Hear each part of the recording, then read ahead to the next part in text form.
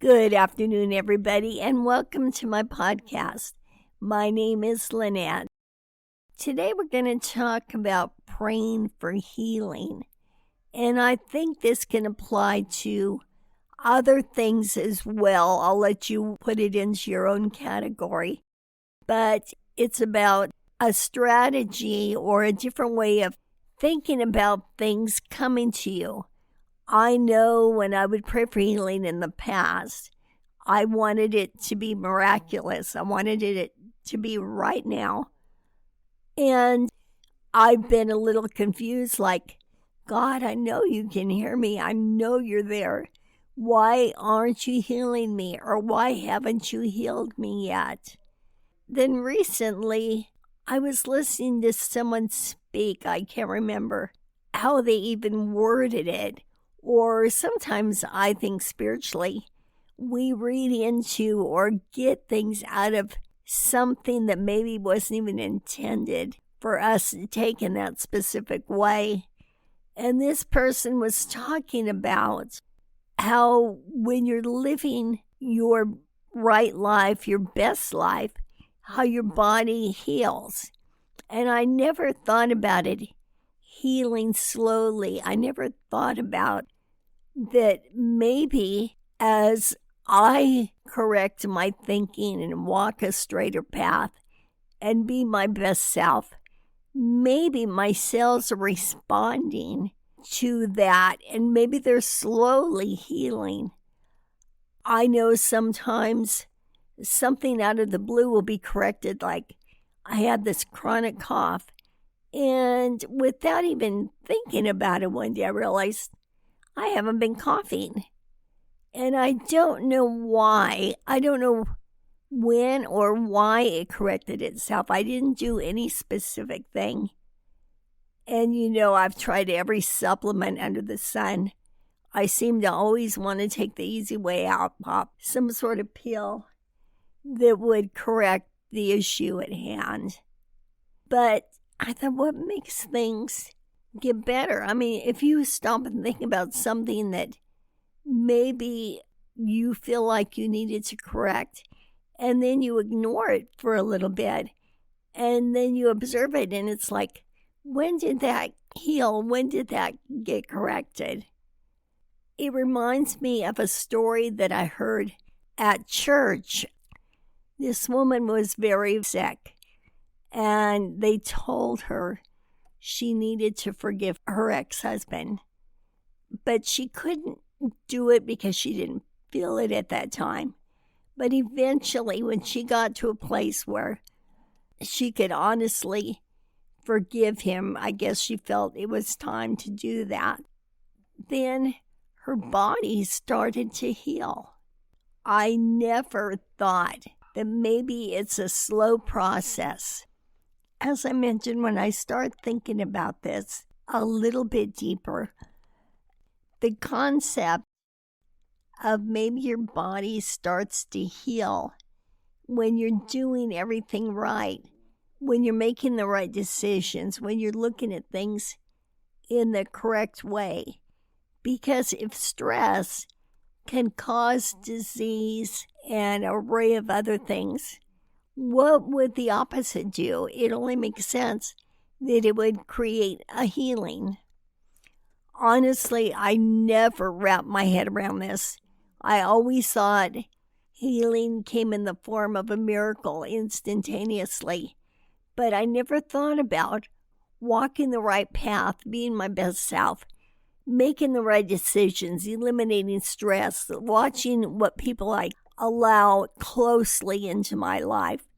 That eventually, that gives my body the space and the calm that it needs to heal.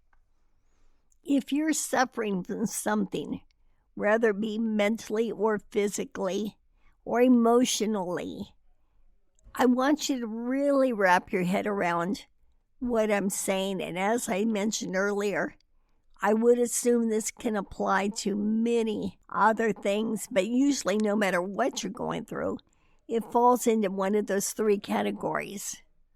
So finding peace with the situation, finding forgiveness for somebody. All of that is nourishment to your body. All of that will help you move forward. So if you have a block, if you're angry about something, I understand that it's difficult to just say you forgive someone and actually have that really heartfelt forgiveness. But as you walk in the right path, as you make the positive changes, your body will start to heal. I, for one, am very excited because, as I said, I kept waiting for a miracle. I'd pray, go to church, or pray for myself, or my friends would pray for me, whatever. And I never thought that perhaps I am healing. Perhaps it's a slow healing. I think as you move forward into your true self, staying in the present moment, making the right decisions, thinking the right thoughts, knowing when things are not your business, so not letting so many things bother you, just walking your best life, I think you start to heal. I think we could go so far as to say, regardless of what it is, even if it's a heartache, that would make a difference as well. That no matter what it is, if you work toward the positive things of forgiveness, the being a kind person, realizing when things are not your business, not judging, just letting people be, your body is smiling inside. I think it's healing. I think your cells are rejoicing that you're not putting all this negative, toxic emotions inside of yourself. I believe that every cell and every tissue starts to wake up as we make the right choices. Not only does it show on you, not only does it show in so many areas, people can tell when you're stressed. I remember I went to visit this man and his wife, and the wife looked at me and she said, "Look at her, look how stressed she is." And I was almost taken back because I didn't think I looked stressed. At that point, I didn't even think I was stressed, but apparently I was. As I said, when we walk in the right path, our bodies start to heal. When you really think about it, when you really wrap your head around it, there's so many reasons to walk in the right path, not only to eliminate the drama in your life. So as we make the right decisions, as we walk the right path, it not only serves us mentally and physically, but internally as well. Stress is an interesting thing because you can get all the Botox or all the surgeries you want, but if you're stressed, it shows. It shows in your skin, your eyes, your mannerisms. So I think the best thing that we can do to not only be more youthful, but just be more vibrant, to be our best selves, is to work on walking that right path, taking the steps necessary. And if you're still at a place where it's hard to forgive someone, it's okay. But if you continue to work on being your best self and you continue to put your thoughts in the direction that they should be, eventually the forgiveness will come. And then there's negative emotions like jealousy, etc., etc. Again, as you walk the right path, as you change your thinking, as you choose the right thoughts, I believe those negative emotions like jealousy will start to dissipate because you have no one to be jealous of, because you are the prize. You are perfect just the way you are. And you'll know it, you'll feel it, but it will also show on the outside. As I said, I never thought of healing in that way, but now I'm excited because it's basically threefold. It's not only taking care of yourself mentally, but it's taking care of yourself physically. And by physically, I mean outwardly. But it's also healing internally, and you can't see that. But it's another thing to be excited about, to think about as you're being good to you, as you're being your best self. Your inside is rejoicing also, and it is repairing. You're giving it a break from all this nonsense, all this drama that goes on in this world. We don't need it. And I know sometimes things happen. I understand that. But for the sake of this podcast, we're referring to all the drama that we bring on ourselves. And some of it is simply allowing the wrong people into our lives. So as we make changes and as we walk the path that we were meant to walk on, as we walk and being our best selves, I think even those choices will change. I don't think any of it has to be done abruptly, or do you need to force yourself. But I think as you become the best version of yourself, these things will come naturally, and they will be easier, and you will desire to make those changes. So as you walk forward, get excited about your healing. Because if you ever wondered why it's taking so long, regardless if it's a physical healing, a mental healing, an emotional healing, now you can walk in knowing that as you're conducting your everyday life and as you're making the right choices, and you can't waver on both sides of the fence. You can't want to make bad choices with the right leg and expect the left leg to heal.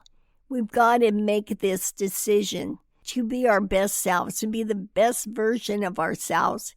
And that entails everything we've talked about. Making the right choices, not judging someone, who we let into our lives. And if we have people in our lives that maybe shouldn't be there, but we're not in a position, or if it's someone we love, it's okay to kind of keep someone at arm's length.